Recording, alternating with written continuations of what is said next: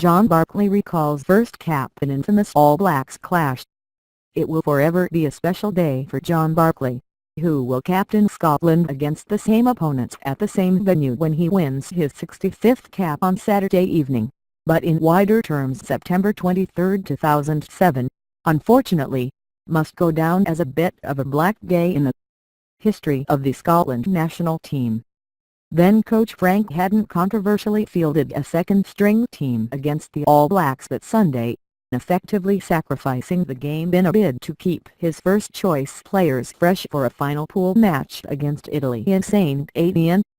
New Zealand strolled to an embarrassingly one-sided 40-0 win at Murrayfield before Scotland scraped the result they needed, an 18-16 win over the Italians, and then succumbed to Argentina in the Paris quarter-final.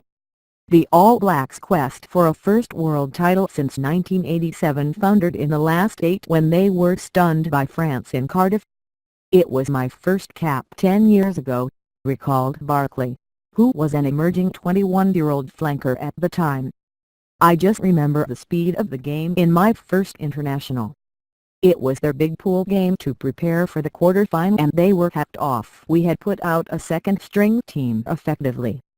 It was tough for me because before we kept getting asked by the media about putting out a second-string team and we had to sit there and say we hadn't.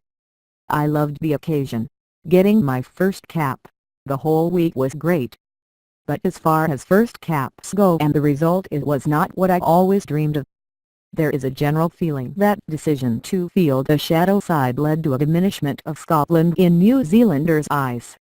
The Scouts haven't played in the land of the long white cloud, outside of the 2011 World Cup, since 2000, though a 2-test series is penciled in for some time between 2020 and 2030.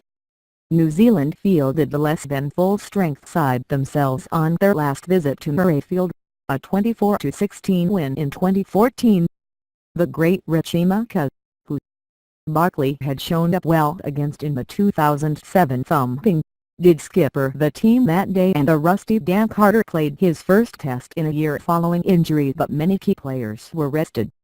This Saturday evening, however, will be a genuine test as Scotland seek that ever-elusive first win over New Zealand, the nation's Jim Telfer famously characterized as Scots who have learned to win.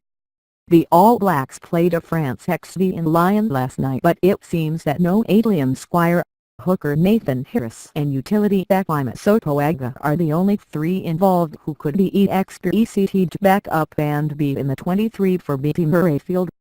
Scotland have delayed naming their team until tomorrow, with wing Tommy Seymour looking to prove his fitness after injuring a toe in the 44-38 win over Samoa in the opening autumn test. The All Blacks will name their side a couple of hours before, and, despite losses to Ireland, the British and Irish Lions and Australia in the past year, Barclay still views Saturday's game as the ultimate test. "I saw a few things after the Lions tour saying the All Blacks were vulnerable on this tour. That is a bit comical really when you look at their record," said the Scarlets back rower. "They are still really good. They have to have a strong mentality, otherwise they would not produce these teams year in year out. They don't have an inherent right to do so, but they do. I am sure they are confident. We did not put in our best performance at the weekend against Samoa but did some good stuff. It is a big challenge but big opportunity." Barclay chooses not to dwell on Scotland's record of 2 draws and 28 losses heading into this 32nd official meeting between the countries. "There would be no use talking about that, would there? It's one of those stats, isn't it?" he said. "We've certainly not mentioned it.